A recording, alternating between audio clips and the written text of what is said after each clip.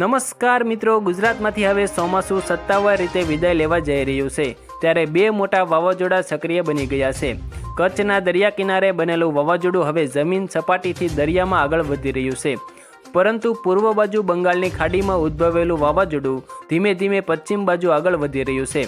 હવામાન વિભાગની આગાહી પ્રમાણે બંગાળની ખાડીનું વાવાઝોડું 5 ઓક્ટોબરની આજુબાજુ ગુજરાત નજીક આવી શકે છે।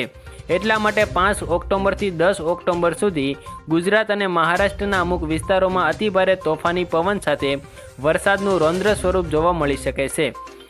આજે બપોરે મિત્રો અંબાલાલ પટેલે આગાહી આપતા જણાવ્યું છે કે આજે રાત્રે તોફાની પવન ફૂંકાશે અને અમુક વિસ્તારોમાં ભારે પવન સાથે 2 થી 3 ઇંચ વરસાદ જોવા મળી શકે છે।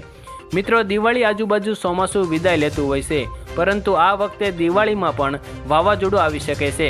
દિવાળી પછી પણ અમુક વિસ્તારોમાં હળવા ઝાપટા પડવાની આગાહી આજે અંબાલાલ પટેલ દ્વારા કરવામાં આવી છે। આજે બપોરે મિત્રો અમરેલી, જૂનાગઢ, પોરબંદર, વડોદરા તથા ભાવનગર જેવા દરિયાકાંઠાના જિલ્લાઓમાં હળવો વરસાદ નોંધાયો છે।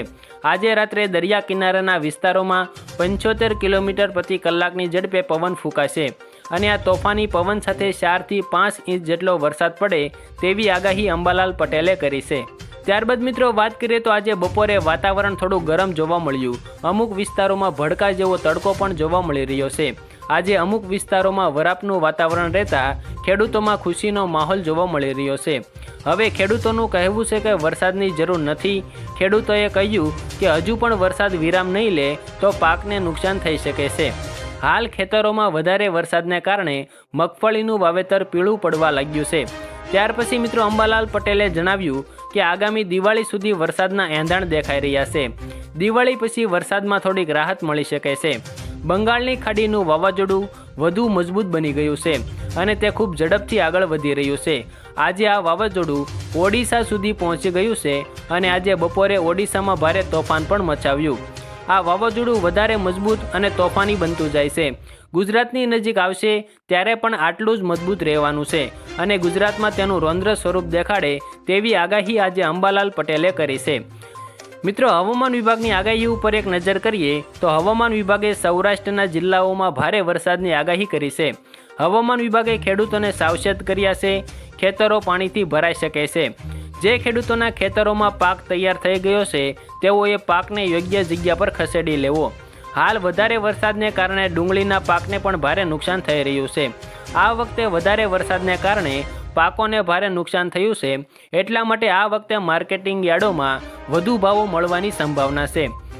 મિત્રો, ત્યાર પછી વાત કરીએ તો જામનગર જિલ્લામાં હવામાન વિભાગની આગાહીને લઈ વધુ એક વખત વરસાદી રાઉન્ડ શરૂ થયો છે। છેલ્લા 3 દિવસથી અવિરત વરસાદ જોવા મળી રહ્યો છે, જેને લઈને સ્થાનિક નદીઓ અને નાળાઓમાં પૂર આવતા મોટા ડેમોમાં પાણીનો પ્રવાહ વધી ગયો છે। આથી તંત્ર દ્વારા જામનગર જિલ્લાના વિવિધ ડેમોના દરવાજાઓ ખોલવામાં આવતા રેડ એલર્ટ જાહેર કરાયા છે। ગુજરાતમાં ચોમાસાનો માહોલ જામી ગયો છે। રાજ્યના ઘણા વિસ્તારોમાં વરસાદી માહોલ યથાવત છે। બંગાળની ખાડીમાં સર્જાયેલી હવામાન સિસ્ટમની અસરને કારણે છેલ્લા કેટલાક દિવસોથી ગુજરાતમાં સતત વરસાદ વરસી રહ્યો છે। મિત્રો, હવામાન વિભાગના આંકડા મુજબ છેલ્લા 24 કલાક દરમિયાન રાજ્યના કુલ 104 તાલુકાઓમાં વરસાદ નોંધાયો છે। આ પૈકી મિત્રો 17 જેટલા તાલુકાઓમાં 1 થી 3 ઇંચ સુધીનો વરસાદ નોંધાયો છે, જેનાથી ખેડૂતો અને સામાન્ય જનતાઓમાં રાહતની લાગણી ફેલાય છે। ખાસ કરીને મિત્રો સૌરાષ્ટ્રના વિસ્તારોમાં ચોમાસું જામી રહ્યું છે। છેલ્લા 2 દિવસથી સૌરાષ્ટ્રના ઘણા જિલ્લાઓમાં ધોધમાર વરસાદ પડી રહ્યો છે, જેના કારણે નીચાણવાળા વિસ્તારોમાં પાણી ભરાયાની સ્થિતિ પણ સર્જાય છે। રાજ્યભરમાં હાલ વરસાદી માહોલ છવાયેલો છે અને આગામી દિવસોમાં પણ આ જ રીતે હળવાથી મધ્યમ વરસાદ ચાલુ રહેવાની સંભાવના હવામાન વિભાગે વ્યક્ત કરી છે। મિત્રો, ત્યાર પછી વાત કરીએ તો અમરેલી જિલ્લામાં પાછોતરા વરસાદથી ખેતીના પાકોને મોટું નુકસાન થયું છે। તે અંગે વિગતથી વાત કરીએ તો અમરેલીના ધારી પંથકમાં સતત વરસતા વરસાદ અને તેજ પવનના કારણે ખેતીના પાકોને મોટું નુકસાન થયું છે।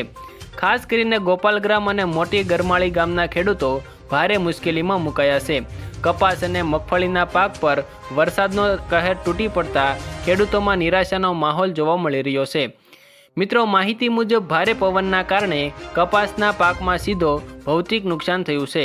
કપાસના છોડ જમીન સાથે વળી જતા અથવા તૂટી પડતા ખેડૂતોની મોટી મહેનત પર પાણી ફરી વળ્યું છે। ત્યાર પછી મિત્રો વાત કરીએ તો બીજી બાજુ સતત વરસાદને કારણે ખેતરોમાં પાણી ભરાઈ જતાં મગફળીના પાકમાં ભેજ વધી ગયો છે, જેના કારણે પાંદડા પીળા પડી રહ્યા છે અને પાકમાં રોગચાળો ફેલાઈ રહ્યો છે। આ પરિસ્થિતિમાં મગફળીના દાણા કાળા પડવાની અને પાક સંપૂર્ણ રીતે નિષ્ફળ જવાની ભીતિ ખેડૂતોએ વ્યક્ત કરી છે। મિત્રો, ખેડૂતોએ જણાવ્યું કે અમે આખું વર્ષ મગફળી અને કપાસ પર ભરોસો રાખીએ છીએ, પણ હવે સતત વરસાદ અને પવનને કારણે પાક બગડી ગયો છે, કપાસના છોડ પડી ગયા છે અને મગફળીમાં રોગ આવી ગયો છે। અમને ભારે નુકસાન થયું છે। સરકારે તાત્કાલિક સર્વે કરાવી અમને સહાય આપવી જોઈએ। પાક બગડવાથી આવકના બધા રસ્તા બંધ થઈ ગયા છે। આ સ્થિતિમાં સહાય વગર જીવવું અશક્ય છે। મિત્રો, સતત વરસાદને કારણે ખેડૂતોને થયેલું નુકસાન ખેડૂતોએ આજે વ્યક્ત કરી રહ્યા છે। ત્યાર પછી મિત્રો વાત કરીએ તો ગુજરાતના દરિયામાં બનેલું વાવાઝોડું હવે દૂર જતું જોવા મળી રહ્યું છે, પરંતુ મિત્રો હજુ પણ આફત ટળી નથી। બીજી બાજુ બંગાળની ખાડીમાં બનેલું વાવાઝોડું ધીરે ધીરે ગુજરાત તરફ આવી રહ્યું છે।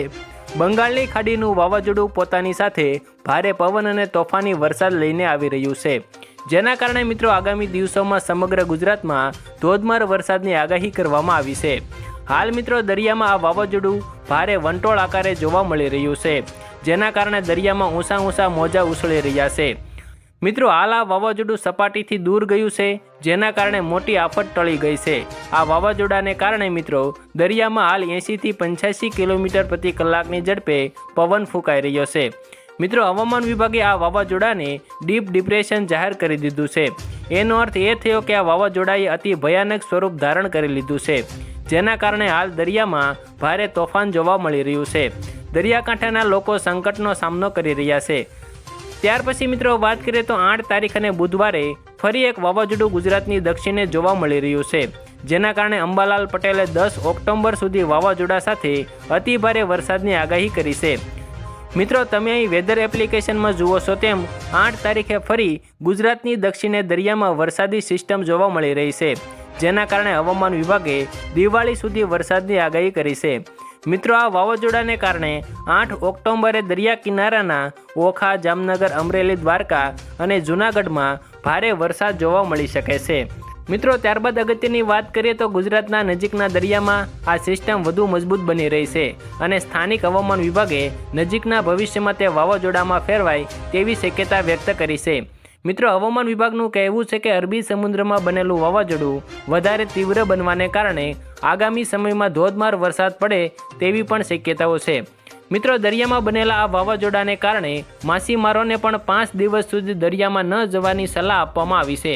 આ સિસ્ટમ વધુ મજબૂત બનીને ચક્રવાતમાં ફેરવાય તેવી પણ શક્યતાઓને ધ્યાનમાં રાખીને દરિયાકાંઠાના વિસ્તારોમાં 40 થી 50 કિલોમીટર પ્રતિ કલાકની ઝડપે પવન ફૂંકાય તેવી પણ આગાહી કરવામાં આવી છે।